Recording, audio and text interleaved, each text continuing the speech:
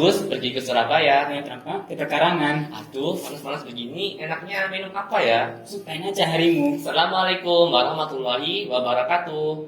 Halo, saya Lutfi Dwi Pratama Halo, siapa Pak Resi? dari SMA Muhammadiyah 3 Surabaya. Kami akan mempresentasikan bisnis plan kami tentang Sumpah Wena Rep. Pertama-tama, perkenalkan nama saya Rina Awaliasari. Indonesia merupakan salah satu penghasil sumber daya alam terbanyak. Salah satunya yaitu rempah.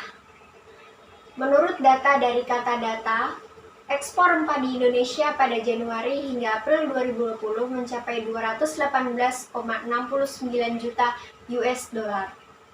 Dengan adanya hal tersebut, kami berinovasi membuat minuman tradisional menjadi modern dengan memiliki banyak khasiat. Bisnis yang kami buat ini adalah bisnis populer, yaitu susu kocok. Usaha minuman ini disebut Sumpah Wena, yang berbahan dasar alami dan berkualitas. Dengan adanya ini, kami membuat minuman dari rempah-rempah yang menyehatkan. Kami memanfaatkan rempah-rempah sebagai bahan dasar dari produk Sumpah Wena. Visi dan misi dari produk kami yaitu visinya menciptakan dan memperkenalkan inovasi minuman olahan susu dari rempah-rempah yang menyehatkan. Misi yaitu memberi kualitas terbaik, memberi harga terjangkau, berinovasi dengan menciptakan berbagai varian tren, mempromosikan secara langsung maupun tidak langsung, dan juga menjaga hubungan baik dengan konsumen. Deskripsi usaha dan tujuan usaha. Usaha minuman Sumpah Wena yang kami bangun adalah usaha mikro yang bergerak di bidang minuman tradisional kekinian. Tujuannya yaitu ikut serta dalam pengadaan minuman yang menyehatkan bagi masyarakat Indonesia dan juga memperkenalkan rempah-rempah Ibu Pertiwi kepada kaum milenial dan mancanegara dalam bentuk kekinian. Manfaat usaha. Banyak masyarakat Indonesia yang sehat dan bugar karena minuman ini, dan juga kaum milenial lebih mengenal rempah-rempah di Indonesia. Meningkatkan lapangan pekerjaan, meningkatkan kesehatan atau imun di masa pandemi. Keistimewaan dari Sumpah Wena yaitu yang pertama, rasanya unik karena ada campuran dari rempah-rempah Indonesia. Yang kedua, harga murah tapi kualitas dan khasiatnya bukan murahan. Analisa SWOT. Yang pertama yaitu kekuatan atau strength. Kandungan gizinya tinggi, bahan baku mudah didapatkan, menggunakan rempah sebagai bahan utama. Yang kedua yaitu kelemahan atau weakness. Banyak minuman yang lebih bervariasi daripada Sumpah. Bahan baku tidak bertahan lama, mudah diduplikat, dan juga kurangnya pengalaman bisnis. Yang ketiga, peluang atau opportunity. Cara produksi produk cukup mudah. Analisa pasar. Untuk mengidentifikasi pasar diperlukan yang namanya analisa SPP, yaitu segmentation, targeting, dan positioning. Kita mulai dari segmentasi. Segmentasi dari produk kami kita bagi menjadi 3 bagian. Yang pertama segmentasi demografis. Maksudnya adalah produk ini menyasar di semua kalangan. Berikutnya adalah segmentasi geografis. Maksudnya ini adalah produk ini menyasar di semua wilayah perkotaan. Berikutnya adalah segmentasi psikografis. Maksudnya adalah produk ini menyasar pada semua masyarakat yang sekiranya peduli pada kesehatan. Berikutnya adalah targeting. Maksudnya adalah kami menargetkan produk ini di wilayah sekolah, online shop, dan juga pasar. Target adalah positioning. Maksudnya adalah kami memberikan manfaat kesehatan bagi konsumen lewat produk ini. Berikutnya adalah analisa pemasaran. Analisa pemasaran yang kita lakukan terdiri dari yang pertama adalah produk. Produk yang kami kenalkan yaitu Sumpah Wena atau susu rempah, kami olah sedemikian rupa menjadi minuman yang menyehatkan dan lebih modern. Berikutnya adalah harga. Penerapan harga pada produk ini menggunakan sistem biaya produksi dibagi 1%, lalu dikurangi margin yang keuntungan yang diingin dapatkan. Dengan cara ini, saat kita memberi diskon, kita tetap mendapatkan untung. Berikutnya adalah tempat. Untuk tempatnya, kami menyewa di rumah di daerah Kentintang sebagai tempat bahan baku dan produksi karena memiliki letak yang cukup strategis. Kami juga mendistribusikan produk kami baik secara online ataupun offline. Promosi kami lakukan secara online dan offline, yaitu dengan cara kami mengupload foto kami di sosial media, yaitu Instagram yang bernama @sumpahwena.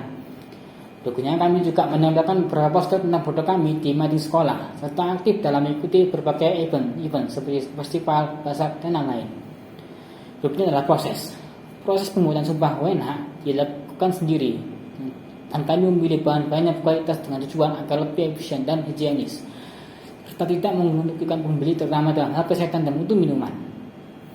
Berikutnya adalah fisik.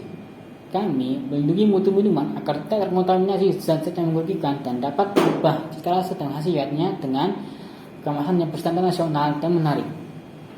Berikutnya adalah strategi pemasaran. Kami memilih 2 dari 3 strategi pemasaran yang ditawarkan oleh Michael Porter, yaitu differentiation dan low cost leadership. Kenapa? Karena yang pertama, kami melakukan produk yang berbeda dengan pesaing. Memang di luar sana banyak sekali minuman yang sejenis, tapi yang membedakan dengan produk kami adalah kami menggunakan rempah-rempah Indonesia yang khas dan khasiat serta menggunakan desain penguasa produk sebagai gelas ukur kimia yang bisa terulang sebagai gelas ukur maupun sebagai vas bunga. Yang pertama, yang kedua, karena dengan biaya produksi yang rendah, kami dapat menyediakan produk yang memiliki daya saing dan dengan harga jual yang terjangkau. Berikutnya adalah analisa produksi. Pada analisa produksi ini, kita akan bahas tentang 4 hal, yaitu bahan, alat, faktor produksi, dan sistem produksi. Ini adalah bahan-bahannya. Saya jelaskan yaitu susu sapi, secang, jahe, serai, pandan, boba, air mineral, LPG, gula, susu kental manis, es batu, kapulaga, cengkeh, dan bunga lawang. Untuk alat-alatnya, kita menggunakan panci, sendok sayur, gelas takar, sendok makan, gelas, botol plastik, sedotan, dan juga kompor. Nah, berikutnya adalah faktor produksi. Ingat, dalam menjalankan sebuah bisnis harus ada yang namanya faktor produksi yang harus dilengkapi. Kenapa? Agar produksi segera berlangsung. Faktor tersebut antara lain adalah tenaga kerja, yaitu faktor yang membantu jalannya kegiatan produksi baik secara langsung maupun tidak langsung. Berikutnya adalah modal, yaitu faktor yang dibutuhkan untuk memulai produksi. Berikutnya adalah perusahaan, yaitu kemampuan untuk mengkoordinir masing-masing faktor produksi. Berikutnya adalah sumber informasi yang akurat. Dengan memiliki info yang akurat dan harga bahan konsumsi pasar, kami dapat menentukan jasanya faktor produksi. Dan terakhir adalah sistem produksi. Sistem produksi yang kami gunakan ialah yang pertama, kami membeli bahan-bahan yang dibutuhkan, bisa dari pemasok ataupun dari pasar. Selanjutnya, kami akan mengolah bahan-bahan tersebut untuk menjadi sebuah sumpah. Setelahnya, kami akan mendistribusikan produk tersebut ke para pelanggan kami. Nah, untuk serangkaian kegiatan agar bisnis berjalan lancar, bisa mencapai agenda usaha berikut ini. Sedangkan untuk serangkaian kegiatan usaha bisa mencapai berikut ini. Intinya dari 2 hal tersebut adalah tidak ada yang instan di dunia ini. Semua itu butuh proses. Dengan bagaimana cara kita menjalani proses tersebut dari awal sampai akhir. Ingat, proses tidak akan pernah mengkhianati hasil. Sekian dari saya. Kebutuhan dana digunakan untuk menambah modal bisnis. Kebutuhan dana ini keluar di tahun 1 saja, sedangkan untuk kebutuhan lancar akan keluar pada tahun-tahun berikutnya. Kewajiban lancar terdiri dari upah pegawai, uang makan pegawai, sewa tempat, alat dan bahan-bahan produk, bahan bakar, serta perlengkapan elektronik. Untuk lebih rincinya, bisa perhatikan tabel berikut. Total biaya perlengkapan dan peralatan mengalami penyusutan yang terdiri dari biaya peralatan dan penyusutan perlengkapan yaitu sebesar Rp200.000. Untuk biaya bahan baku, kami rincikan sebagai berikut. Biaya operasional. Biaya operasional terdiri dari sewa tempat, listrik, dan upah pegawai. sewa tempat yaitu 5 juta per tahun. Tapi jika jadikan per bulan maka jadi 500.000 per bulan. Sedangkan untuk listrik yaitu 800.000 per bulan. Upah pegawai sebesar 3 juta rupiah. Jadi totalnya adalah 4.300.000 rupiah untuk biaya operasional, biaya produksi. Biaya produksi satu produk diketahui dari perhitungan biaya penyusutan dan biaya bahan baku per 100 produk ditambah biaya operasional 100 produk dibagi 100, sehingga didapatkanlah biaya produksi senilai Rp6.480. Lanjut ke sumber dana. Sumber dana ini didapat dari kas anggota sebesar Rp6 juta.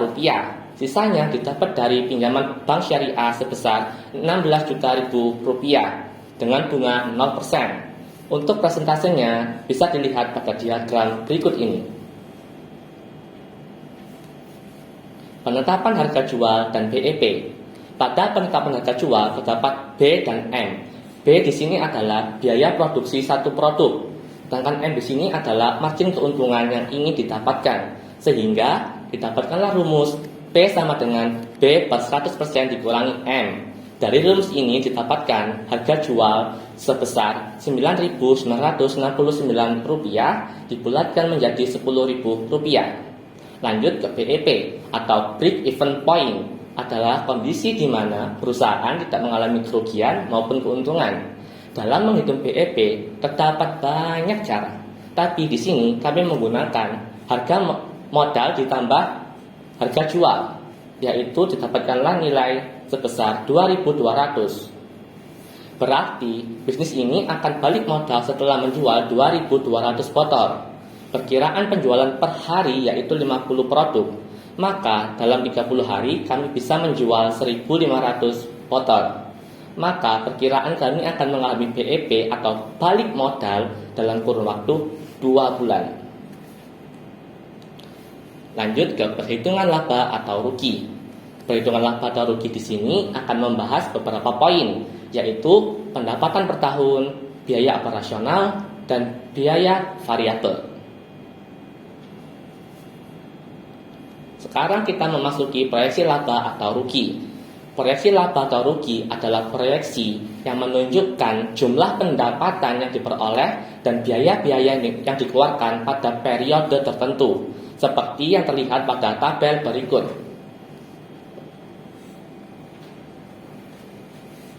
Kelayakan usaha. Berdasarkan riset awal tentang kepuasan konsumen terhadap produk sumpah dan hasil jawaban dari responden, maka kami mengambil keputusan, yaitu yang pertama, konsumen menilai kualitas produk sumpah tergolong kategori puas. Yang kedua, kualitas produk sumpah berpengaruh positif terhadap kepuasan konsumen. Sebagai suatu penelitian yang telah dilakukan di lingkungan bisnis usaha kuliner, maka kesimpulan yang ditarik tentu mempunyai implikasi dalam bidang bisnis. Sehubungan dengan hal tersebut, maka implikasinya adalah sebagai berikut. Yang pertama, hasil dari jawaban responden tentang kualitas produk sumpah telah memberikan pengaruh pada kepuasan konsumen lebih dari 50%, yaitu 74%. Yang kedua, terdapat 26% kepuasan konsumen tidak dipengaruhi oleh kualitas dari produk sumpah. Maka sebaiknya ada beberapa aspek yang harus ditingkatkan dan diperbaiki lagi dari produk sumpah ini untuk meningkatkan kepuasan konsumen ke depannya. Yang ketiga, kelayakan produk sumpah tergolong kategori layak karena memberikan kontribusi sebesar 73% pada awal riset yang dilakukan.